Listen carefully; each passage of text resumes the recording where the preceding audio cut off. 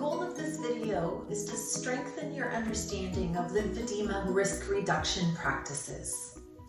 Many causes of lymphedema are outside of our control, such as genetics or receiving life-saving cancer treatments. But there are many things that we can do to minimize our risk of developing lymphedema and to minimize its impact if we do develop it. Number 1, maintain a healthy lifestyle. Consume nutritious foods and exercise regularly to maintain a healthy body weight. Anyone with or at risk of lymphedema should make sure to slowly and gradually progress exercise and take frequent breaks for recovery. Any changes or signs of lymphedema, such as swelling, should be monitored during and after activity. I teach my clients to feel their affected body part or at-risk body part as though they're monitoring an avocado to determine when it's ready to make guacamole. Our skin is our body's natural barrier against bacteria and infection, so it's really important that we take good care of our skin. We can do that by keeping it clean and thoroughly dry and moisturizing daily to prevent any dryness, cracking, or irritation. Extra care should be taken with nail care, and cuticles should not be cut. We should also be very careful with shaving, especially with razors, to avoid any irritation or nicks and cuts. When outside, skin should be protected with sunscreen and insect repellent.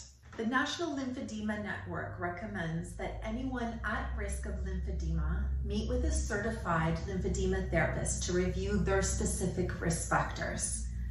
If a compression garment is recommended, ensure proper fit and wear it as instructed. Also be sure to report any changes in your symptoms to your lymphedema therapist, such as swelling that comes and goes, or heaviness, achiness, or pain.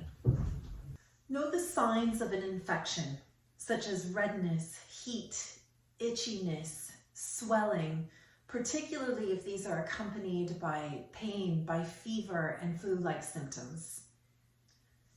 If you experience any of these symptoms, contact your care provider immediately or seek medical attention.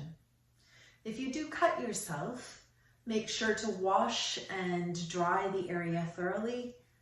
Be sure to apply an antibiotic ointment to keep the area clean and covered and to monitor for infection.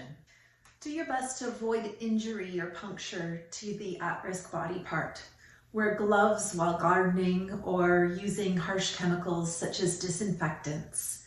Request that blood work or injections be done on an alternate body part. Avoid constriction, so wear loose-fitting clothing and jewelry, and try to avoid blood pressure cuffs on an at-risk limb. Avoid carrying heavy purses on an affected side as well.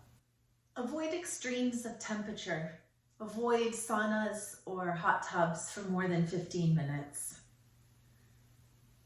Prolonged sitting or sustained postures, such as standing on one spot, can also aggravate swelling, so try to move frequently throughout the day.